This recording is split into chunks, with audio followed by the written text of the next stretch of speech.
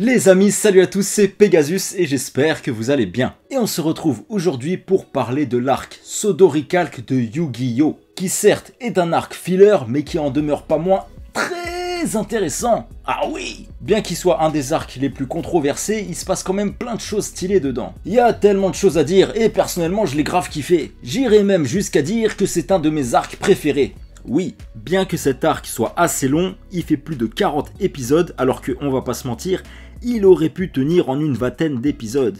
Cet arc a donc vraiment pris son temps et a vu nos héros aller de pays en pays dans ses tentatives d'arrêter Dartz.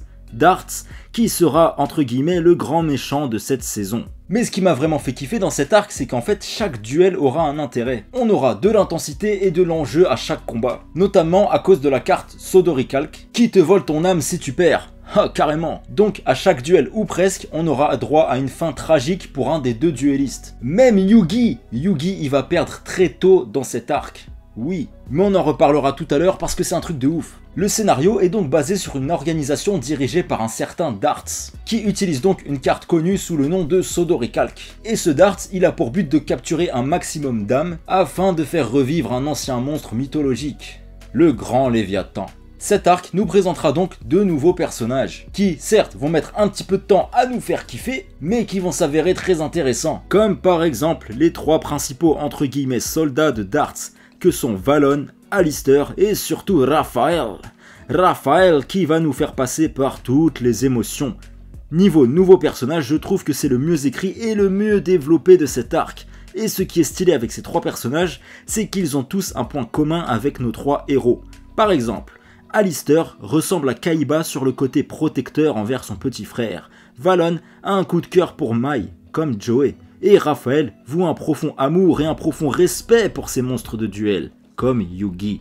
Chaque membre de ce trio aura sa vie en fait manipulée par Dartz, suite à un passé tragique, afin de leur faire ressentir que de la haine. Dartz les a bien manipulés, afin qu'ils soient des serviteurs idéaux pour sa cause. Enfin bref les amis, aujourd'hui nous allons décortiquer tout l'arc Sodoricalque dans le détail, alors c'est parti! L'histoire de cet arc commence donc après la fin du tournoi de Batailleville. Alors que Yugi vient d'éclater la gueule à Marek en finale du tournoi de Batailleville, celui-ci a maintenant en sa possession les trois cartes de dieu égyptiens.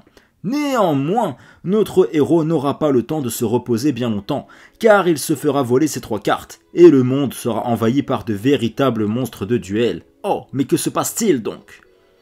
Après avoir rattrapé les voleurs, Yugi se fera défier en duel par un homme mystérieux portant une cape. Ce dernier prévoit de collecter un maximum d'âmes de duellistes en les battant en duel. Pour ce faire, il utilise la mystérieuse carte Sodoricalque. Cette carte de magie de terrain agit comme une prison magique où seul le vainqueur du duel peut en échapper. Le perdant, quant à lui, se fait aspirer son âme. Oh, c'est terrible! Bref, Yugi y va remporter ce premier duel mais échouera quand même à récupérer ces trois cartes de dieux égyptiens. Et ces trois cartes arriveront finalement entre les mains de Dartz, qui a besoin de leur pouvoir afin d'éveiller la grande créature.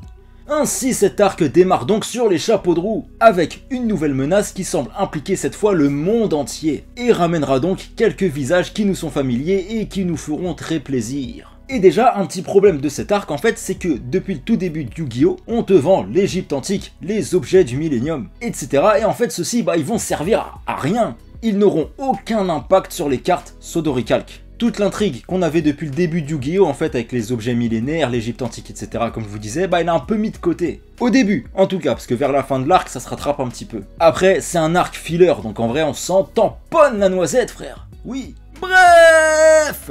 Très vite, Yugi sera plongé dans le monde des monstres de duel et devra délivrer un dragon enfermé dans la glace en retirant une épée. Oh, quoi de plus épique, sérieux. Il s'agit là du dragon Timé. Ce dragon légendaire se retrouvera ainsi dans le deck de Yugi et l'aidera à accomplir sa quête. Les deux autres dragons légendaires seront quant à eux libérés par Kaiba et Joey. Kaiba héritera de Critias et Joey de Hermocrate. Ils mettront chacun la main sur ces dragons lors d'un duel dont on reparlera plus tard. Et Timé, Hermocrate et Critias vont s'avérer être des cartes super cool qui ont une prémisse vraiment intéressante. Et puis, avoir des cartes qui peuvent se combiner avec n'importe quel monstre, piège ou magie pour former un nouveau monstre ou même une arme avec un effet de ouf, bah ça fait trop kiffer mine de rien. Bref, jusque là le monde partait en vrille, et comme un symbole de nostalgie, Yugi recevra chez lui une cassette vidéo de Pegasus. Ah, que de souvenirs. Sauf que cette fois, Pegasus n'envoie pas cette cassette pour faire du sale, mais pour demander de l'aide à Yugi. Ils le rejoindront donc chez lui aux États-Unis. Kaiba lui aussi se rendra chez Pegasus car il soupçonne celui-ci de vouloir lui voler sa société, comme par le passé. Arrivé aux United States, Kaiba fera face à un certain Alistair, un des sbires de Dartz, qui a un compte à régler avec Kaiba. En effet, Alistair a une enfance terrible, puisque le pays dont il est originaire a été déchiré par la guerre. Lui et son petit frère furent forcés de vivre sous terre et de voler de la nourriture pour survivre. Mais malheureusement, son jeune frère a été tué lors de cette guerre. Guerre dans laquelle c'était Go-Zaburo Kaiba qui vendait les armes. Car oui, vous le savez, avant que Seto ne reprenne la tête de la société Kaiba Corp, cette société en fait c'était une société de production et de vente d'armes de guerre. Bref, Alistair en veut à Seto pour les méfaits de son père, et c'est d'ailleurs au cours de ce combat symbolique que Kaiba mettra la main sur Critias. Ce duel entre les deux se conclura finalement par un match nul. Au même moment, Yugi et sa bande sont arrivés aux United States of America pour trouver Pegasus et devront faire face à My Valentine. My Valentine qui a rejoint le camp de Dartz, traumatisée par sa défaite face à Marie Kishtar, dans laquelle elle a été gravement marquée physiquement et émotionnellement, et elle est déterminée à devenir plus forte à tout prix et ne veut plus jamais perdre un autre duel. Mai finit par se retrouver avec Dartz, acceptant avec empressement son offre de devenir plus forte, ne réalisant pas encore que le pouvoir de l'Orichalque la conduira plus tard à sa perte. Et on va pas se mentir, c'était assez difficile de voir un si grand personnage emprunter un chemin obscur. Bien que ses motivations en vrai, elles ont pas vraiment de sens. Bah oui, car Mai abandonne carrément tous ses amis pour être méchante. Parce que apparemment elle a peur d'être faible. Alors que de base elle est pas vraiment faible en vrai. Donc tout ce délire ça sort un petit peu de nulle part, on va pas se mytho. Mais bon, pourquoi pas, et puis quoi qu'il arrive, Dark Mai, elle est vraiment trop stylée. Celle-ci défiera donc en duel Joey Wheeler et elle jouera le saut d'Orichalque. Qui de Mai ou de Joey va perdre son âme? Bah personne en fait, parce que Valon, qui a un petit crush pour Mai, la voyant en difficulté, il va briser le sceau d'Orichalque grâce à sa pierre d'Orichalque. Mais c'est complètement con en fait. Ouais, mais c'est magique, c'est comme ça. Bref, Seto Kaiba et son frère apparaîtront alors pour trouver Pegasus, mais celui-ci n'est plus là, vu qu'il a été défait par Mai, et que son âme a été capturée. Mais il laissera un message à nos amis, leur permettant de trouver une carte qui pourrait mettre fin au conflit. Néanmoins, cette carte est vierge, mais s'avérera super importante par la suite. Suspense. Bref, plus tard, Raphaël défiera Yugi en duel, et Yugi sera au pied du mur lors de ce combat.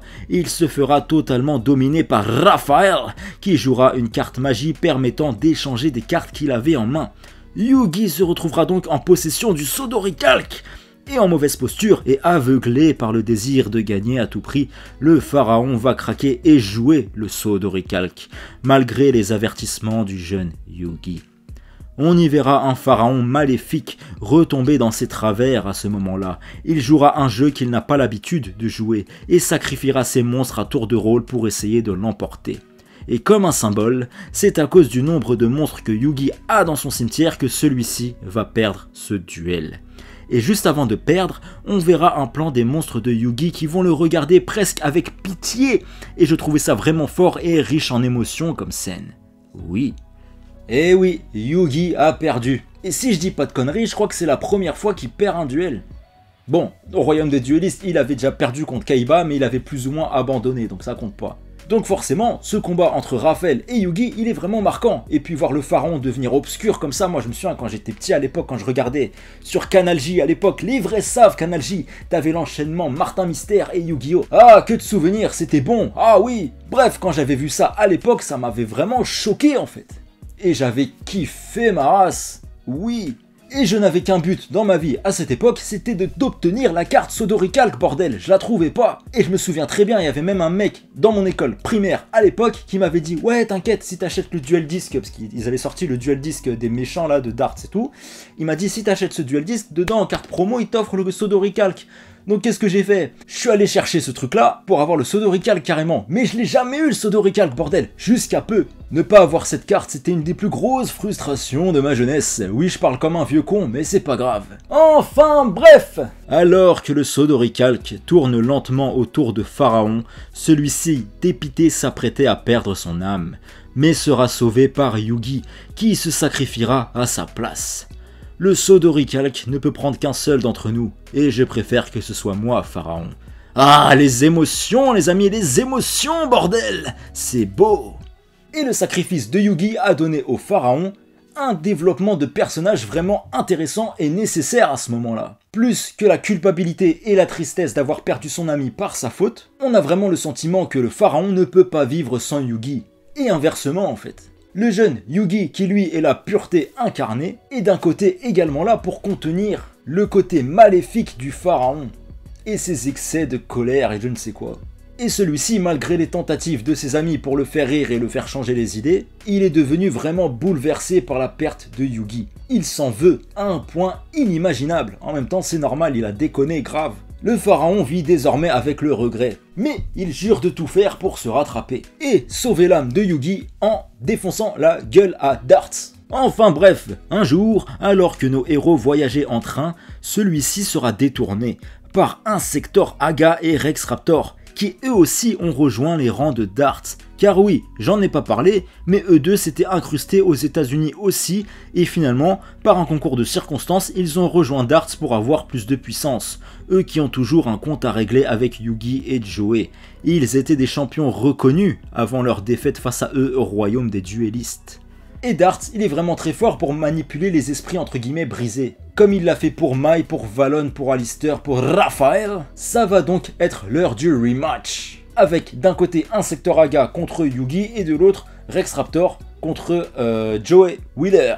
Et tous deux vont jouer le Sodoricalque, mais vont néanmoins se faire battre par nos héros et verront leur âme être emportée. Et au moment où Yugi vaincra Insector Aga, on y verra encore un Pharaon plein de colère, qui n'hésitera pas à attaquer Insector Aga sans relâche. Bien que le duel soit terminé, il va l'attaquer encore et encore, comme pour soulager sa souffrance intérieure et extérioriser sa frustration. Jusque-là, on n'avait jamais vu un Yami Yugi aussi sombre, et cette scène est vraiment ouf. Oui! En parallèle, Alistair réussira à détourner un avion dans lequel voyageait Seto Kaiba et il le défiera en duel. Néanmoins, Seto réussira à l'emporter et le Sodoricalque emportera l'âme d'Alistair. Et plus tard, Joey sera opposé à Valon. Duel stratosphérique entre les deux, et tout cela sous les yeux de Mai Valentine. Valon, de son point de vue, a vu Joey comme le grand obstacle dans la vie de Mai, un obstacle qui l'empêche d'avancer, et il a juré de l'abattre en son honneur, tandis que Joey veut abattre Valon, estimant qu'il est en partie responsable du changement de personnalité de Mai. Et puis tous les deux sont amoureux de la même femme. Et ce duel est extrêmement stylé, puisqu'ils vont se battre en armure avec leurs poings.